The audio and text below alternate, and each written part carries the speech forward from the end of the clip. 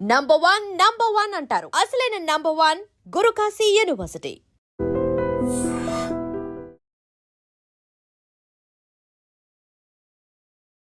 ఈరోజు media, social media, digital media ఎవడు పడితే వాడికి మొత్తం పెన్ను పేపర్ ఇస్తే వాళ్ళు మొత్తం రాయలేడు, ఏబిసిడీలు మొత్తం రాయలేడు. వాడు కూడా నేను జర్నలిస్ట్ అంటాడు. ఏం జర్నలిస్ట్ అంటే నేను సోషల్ మీడియా జర్నలిస్ట్ అంటాడు. మన పేరు పక్కనే జర్నలిస్ట్ అని పెట్టుకుంటాడు. అది మొత్తం వాళ్ళ ఇంటి పేరే అయినట్టు, వాళ్ళ తాతలు ముత్తాతల నుంచి జర్నలిజంలో పుట్టి పెరిగినట్టు జర్నలిస్ట్ ఎల్లయ్య, జర్నలిస్ట్ పుల్లయ్య అని పెట్టుకుంటారు. వాడు ఎప్పుడైనా జర్నలిజం స్కూల్లోనే చదివిండా, లేకపోతే ఓనమాలు మొత్తమాన్ని వస్తాయంటే ఆ రెండు రావు. జర్నలిజం అక్షరం ముక్క కూడా. ఒకప్పుడు ఈ రాజకీయ పార్టీలు సిద్ధాంతాన్ని పూర్తిగా నమ్మిన కార్డు హోల్డర్స్ అన్న జర్నలిస్ట్గా ఉండేటోళ్ళు, లేకపోతే జర్నలిజం చదివిన వాళ్ళు అన్న జర్నలిస్ట్గా బాధ్యతలు ఇచ్చేవాళ్ళు. వాళ్ళ పనితనాన్ని బట్టి వాళ్ళకు బాధ్యత పెంచేవాళ్ళు. కానీ ఈరోజు అది ఏమీ లేదు. ఎక్కువ ఆవారగా రోడ్ల మీద తిరిగేటోడు, ఎక్కువగా తిట్లు వచ్చినోడు, ఏదంటే అది మాట్లాడేటోడే ఈరోజు జర్నలిస్ట్ అనే ముసుగు తోడుకొని సోషల్ మీడియాలో అందరి పట్ల అసహ్యకరమైన భాషను ఉపయోగించే పరిస్థితులు వచ్చినాయి. అందుకే ఈరోజు రాజకీయ పార్టీ నాయకులుగా మేము మాట్లాడితే మీరు కూడా అప్పుడప్పుడు మాట్లాడతారు కదా సార్, మరి మీ సంగతి ఏందని అడుగుతారు. మరి అవతలలో అట్లా మాట్లాడితే సమాధానం ఎట్లా చెప్పాలో నాకు దారి దొరకడం లేదు. అందుకే నిజమైన జర్నలిస్టులు మీరు సెమినార్స్ నిర్వహించుకొని జర్నలిస్ట్ అనే పదానికి డెఫినేషన్ ఏందో డిఫైన్ చేయాల్సిన పరిస్థితి ఈరోజు సమాజంలో దాపురించింది. పత్రికా సమావేశాలకు కూడా ఎవరు పడితే వాడు లోపలికి వచ్చేసి మీకంటే ముందుగాల ముందల కూర్చోలో కూర్చుంటాడు. ఇంతకుముందు నేను చూస్తాను, ఒక 15 సంవత్సరాల క్రితం నేను ప్రజాప్రతినిధిగా ఎన్నికైనప్పుడు పత్రికా సమావేశాలు పెడితే సీనియర్ రాగానే సీనియర్ జర్నలిస్ట్ ఏ పేపర్ అన్నా ఉండని, లేకపోతే ఏ టీవీ అన్నా ఉండని, జూనియర్స్ ఎవరైనా ఉంటే సీనియర్స్ వస్తే ముందల సీట్లో కూర్చున్న వాళ్ళు కూడా లేచి వాళ్ళకి సీట్ ఇచ్చి వెనక్కి వెళ్ళి కూర్చునే వాళ్ళు. ఒకవేళ సీట్ లేకపోతే పక్కకు నుంచొని నోట్ చేసుకునేది. ఒక బాధ్యత, ఒక గౌరవం, ఒక మర్యాద. వాళ్ళ యాజమాన్యాలు ఎవరున్నా జర్నలిస్టుని ఒక గౌరవించుకునే పరిస్థితి ఉండే. ఇప్పుడు ఆ పరిస్థితి పూర్తిగా దెబ్బతిన్నది. వాడు ఖాళీగా ఉంటాడు కాబట్టి 3 గంటల ముందే వచ్చి ముందల కుర్చీలో కూర్చుంటాడు, కాలు మీద కాలు వేసుకొని. వాడికి ఆ వచ్చిన సీనియర్ జర్నలిస్టు వాళ్ళ జీవితాన్ని మొత్తం జర్నలిజంలో కలిపినరు. వాళ్ళు సిన్సియర్గా ప్రజా సమస్యల్ని విశ్లేషించడానికి, పరిశోధనలు చేయడానికి, వాళ్ళ జీవితాన్ని, ఆరోగ్యాన్ని ఫనంగా పెట్టి, కుటుంబాలను కూడా ఫనంగా పెట్టి ప్రజల సమస్యలను తెలుసుకోవడానికి ఎక్కడెక్కడనో మారుమూల ప్రాంతాలకు వెళ్ళి రోజుల కొద్దీ ప్రజలలో మమేకమయ్యే ఆ సమస్యల్ని తెలుసుకొని వాళ్ళు రాసిందన్న సంగతి, పాలకులు చేస్తున్న తప్పులను పట్టుకోవడానికి నిరంతరం శ్రమించి విశ్లేషించి మన ప్రాంతంలో జరిగిన విద్యుత్ ఉద్యమాల వెనుక ఇంత కఠోరమైన దీక్ష జర్నలిస్టులది ఉన్నది. సరళీకృత విధానాలు వచ్చినప్పుడు ఆ సరళీకృత విధానాలు దేశ సంపదను పెట్టుబడిదారులు ఏ విధంగా కొల్లగొడతారని ఆనాడు విశ్లేషించిన జర్నలిస్టులకు ఈరోజు వచ్చినోనికి వాళ్ళ గురించి ఓనమాలు కూడా తెలియని పరిస్థితి. వాళ్ళు వస్తే కనీసం కూర్చోమని చెప్పాల్సిన కనీస మర్యాద పాటించాలన్న ఇంగిత జ్ఞానం కూడా కోల్పోయిన వాళ్ళు ఈరోజు వచ్చి మేము పత్రికా సమావేశాలు పెట్టినప్పుడు ముందల వరుసలు కూర్చోవడం కూడా ధిక్కారంగా, మన మీదో లోకు అయినట్టు వాడేదో మన మీద పెత్తనాన్ని చెలాయించడానికి వచ్చినట్టు మన కళ్ళకు చూస్తుంటాడు. ఇంకా నువ్వు నమస్కారం పెడతలేవు, నన్ను చూసి తల ఉంచుకుంటలేవేందని.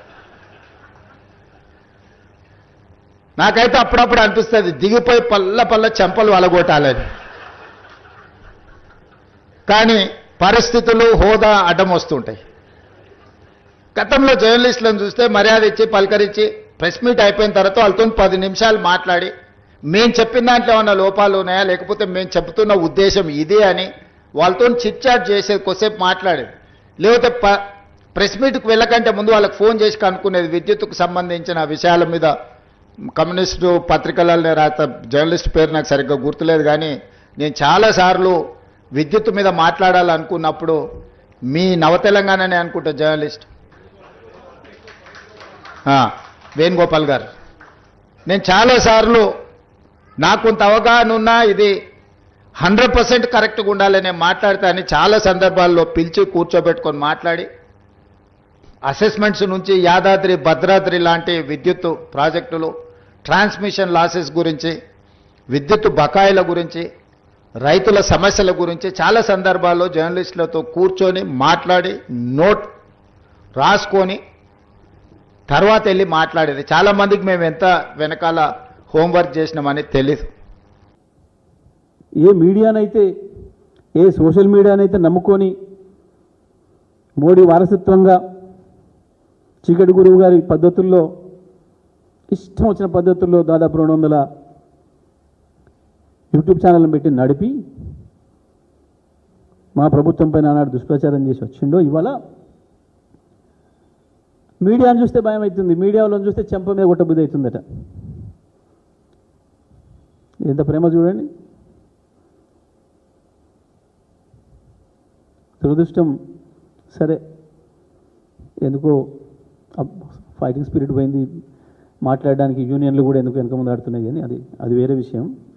అది జర్నలిస్టుల ఇష్టం, నాకు సంబంధం లేదు. కానీ మా వంతు మేమైతే ఖండిస్తున్నాం దాన్ని. మీడియా పట్ల ఆయన మాట్లాడిన విధానం అవి చూస్తే తను ఏమేమి మాట్లాడిండో, ఏమేమి చూసిండో, ఎవరెవరికి ఏం చెప్పిండో ఇప్పుడు వాళ్ళని చూసి భయపడుతున్నాడు. వాళ్ళ ఇష్టమైన ప్రాంతం ఏది నీకంటే అశోక్ నగర్ అనేది. ఆయనే కాదు, వాళ్ళ నాయకుని కూడా తీసుకొచ్చి అశోక్ నగర్లో ఛాయ్ కూడా తాపించండి పాపం. ఇప్పుడు అశోక్ నగర్ అంటే మధ్యరాత్రి కూడా లేచి కూర్చుంటున్నాడు, వణుకుడు పుడుతున్నది. రైతాంగం, రైతన్నలారా పోండి, అర్జెంటుగా పోయి లోన్ తెచ్చుకోరి, 2 లక్షలు నేను మాఫీ చేస్తా. ఇవాళ కట్టి వచ్చినప్పుడు కూడా మళ్ళీ పోండి, సాయంత్రం నేను మాఫీ చేస్తా. అన్నా నేనే ఆపిన, కేసీఆర్ ఇచ్చే రైతు బంధు 10,000 కదా, వారం ఆగుని 15 ఇస్తే అందుకే ఆపిన నేనే. కానీ వాళ్ళ రైతులను చూస్తే భయం అవుతుంది. అక్క మీ దండం పెడతారు, నాకు వేయండి ఓటు, నాకు అధికారం వేయండి, 25,000 నెల నాడు నీ ఇంటికి పంపిస్తా. ఇప్పుడు అక్కల్ని చూస్తే భయం అవుతుంది.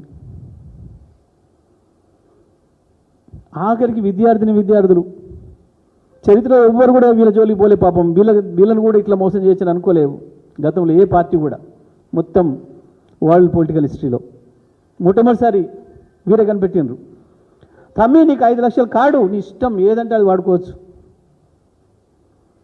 చెల్లె నువ్వు బడి పోలేదు, కాలేజీ పోలేదు కదా, స్కూటీ నీకెందుకు, నేనే స్కూటీ ఇస్తాను, మా అక్క వచ్చి ఇస్తుంది, మా ప్రియాంక అక్క. ఇప్పుడు అమ్మాయిలు చూస్తే భయం అవుతుంది. అయ్యాల కాలేజీ పిల్లలు తమ్ముళ్ళలాగా కనపడరు, ఇవన్నీ పోరాణలాగా కనబడతాను.